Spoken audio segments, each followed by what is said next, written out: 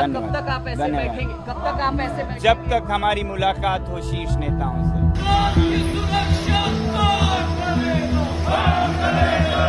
देश के शीर्ष नेताओं से जो हमें आश्वासन दिया था होगा, उसकी कोई तारीख तक नहीं मिली, तो इसलिए हम मजबूर हुए अनशन दोबारा करने को।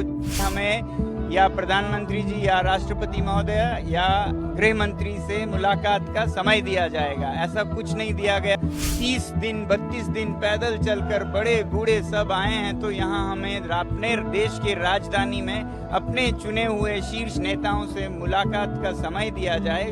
मैं किसी से भी समर्थन की मांग नहीं कर रहा हूं। हम यही कहेंगे कि हम अनशन बहुत ही शांतिपूर्ण एक औपचारिक जगह पे करना चाहते थे। ऐसा कोई जगह हमें पिछले 2-3 दिनों से नहीं दिया गया, तो हमारे पास एक ही वो था कि लद्दाख भवन, जहां पर हमें वर्चुअली डिटेन किया गया है, वहीं से करें। तो हमारे साथी जो लेह से दिल्ली चल के आए हैं, महिलाएं हैं, 75 साल के वृद्ध हैं, भूतपूर्व सैनिक हैं, सब यहाँ पर अभी बैठेंगे अनशन पर अनिश्चित काल के लिए। हम सर देख रहे हैं कि आपको डिटेन किया गया, अब कुछ दिन बीत गए हैं, क्या अभी भी आपकी किसी टॉप ऑफिशियल से बात नहीं हुई जैसा आपको परमिट किया गया था दिल्ली आने? अनौपचारिक हुई, मगर देश के शीर्ष नेताओं से जो हमें आश्वासन दिया था होगा, उसकी कोई तारीख तक नहीं मिली, तो इसलिए हम मजबूर हुए अनशन दोबारा करने को। जो कि हमने राजघाट पर तोड़ा था, उसे हम दोबारा कर रहे हैं, क्योंकि एक तारीख तक नहीं दिया गया, जबकि हमने जो जंतर मंतर पर जनसभा करनी थी उसे भी स्थगित किया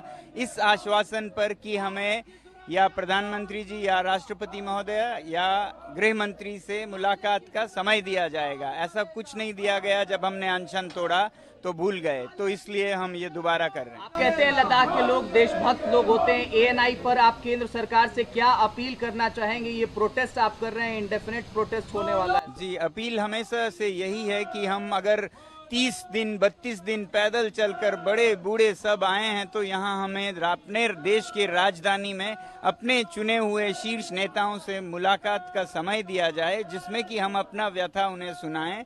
और जो टॉक्स, जो वार्तालाप लद्दाख के नेताओं के साथ हो रहे हैं, 4 बिंदु जो लद्दाख के हैं उस पर एपेक्स बॉडी और केडीए से, वो दोबारा से शुरू हो, इतनी सी बात हमने उनको याद दिलानी है, मगर इसकी भी हमें अभी तक इजाजत नहीं है। साहब, आपको पूरी देश ही नहीं पूरी दुनिया फॉलो करती है। आप पर 3 इडियट्स जैसी मूवी बनी, क्या आपकी आमिर खान साहब से या फिर फिल्म इंडस्ट्री में किसी से बात हुई है कि आपके इस मूवमेंट को वो सपोर्ट करें? नहीं, मैं किसी से भी समर्थन की मांग नहीं कर रहा हूं। जिनको समझ आए भारत में क्या हो रहा है, लद्दाख के साथ क्या हो रहा है, क्या हमारे हकें हैं, जो समर्थन करना चाहें उनका स्वागत है। हम मांग के नहीं ले रहे हैं।